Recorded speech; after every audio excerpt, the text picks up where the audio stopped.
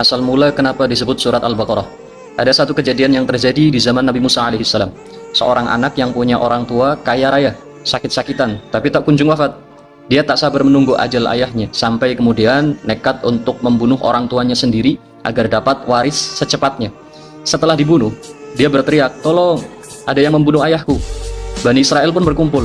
Mereka saling tuduh, sampai salah satu dari mereka berkata, "Kita panggil saja Musa, minta dia untuk menanyakan kepada Tuhannya siapa yang membunuh." Maka Nabi Musa pun dipanggil, dan beliau berkata kepada Allah. Allah pun memberikan perintah, "Innallaha ya'murukum an tadhbahu baqarah." Allah memerintahkan kalian untuk menyembelih sapi betina.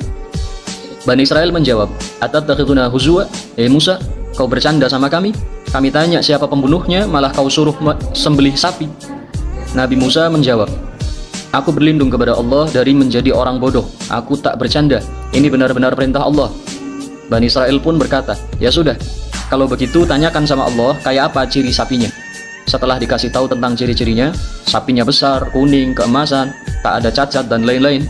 Mereka tanya lagi dan lagi, sampai ciri-cirinya benar-benar lengkap dan spesifik. Dan akhirnya mereka pun susah sendiri mencari sapi yang seperti itu. Di lain tempat, hidup seorang anak soleh luar biasa. Ayah ibunya miskin. Sang ayah hanya punya seekor anak sapi. Sebelum meninggal, dia melepas liarkan anak sapi itu ke hutan sambil berkata, "Ya Rabba Ismail wa Ibrahim," wahai Tuhannya Ismail dan Ibrahim, aku titipkan anak sapi ini kepadamu. Tak lama, sang ayah pun meninggal. Tahun silih berganti, si anak pun tumbuh besar. Dia butuh uang untuk satu keperluan penting. Sang ibu berkata, "Dulu ayahmu punya seekor anak sapi yang dilepaskan di hutan. Coba kau cari." Maka sang anak pun mencarinya. FYI, sapi itu semenjak dilepaskan ke hutan, tak ada satu orang pun yang pernah menyentuhnya. Karena setiap mencium bau manusia, sapi itu langsung lari dan bersembunyi. Namun, ketika anak soleh ini datang, sapi itu malah mendekat dan mau dibawa pulang. Sesampainya di rumah, sang ibu menyuruhnya menjual sapi itu ke pasar. Anak itu pun membawanya. Di tengah jalan, sebelum sampai pasar, ada pria yang menawar sapi itu. Ditawar dengan harga yang tinggi, melebihi harga yang ditentukan sang ibu. Anak itu pun pulang untuk menanyakan kepada ibunya, boleh apa tidak. Setelah dibolehkan, dia pun kembali menemui pria tadi. Tak disangka, pria itu menaikkan lagi harganya. Sang anak pun lagi-lagi pulang untuk meminta izin kepada ibunya. Sang ibu pun punya firasat. Dia berkata, "Nak, lazimnya manusia ketika menawar pasti lebih murah. Ini malah tambah mahal. Tanyakan dia.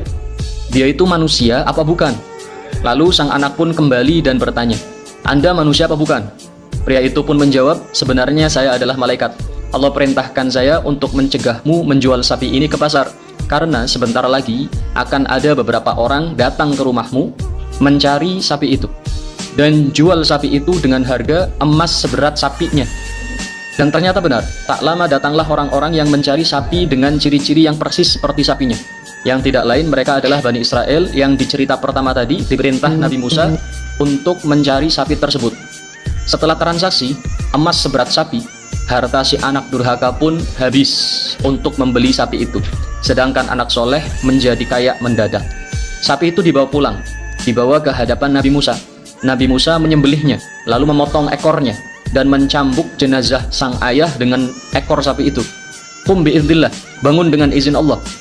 Maka jenazah itu pun hidup kembali dan memberitahu bahwa si pembunuh adalah anaknya sendiri. Si anak durhaka pun dikisos akibat perbuatannya. Kesimpulannya adalah anak berbakti pasti untung dan anak durhaka pasti buntung.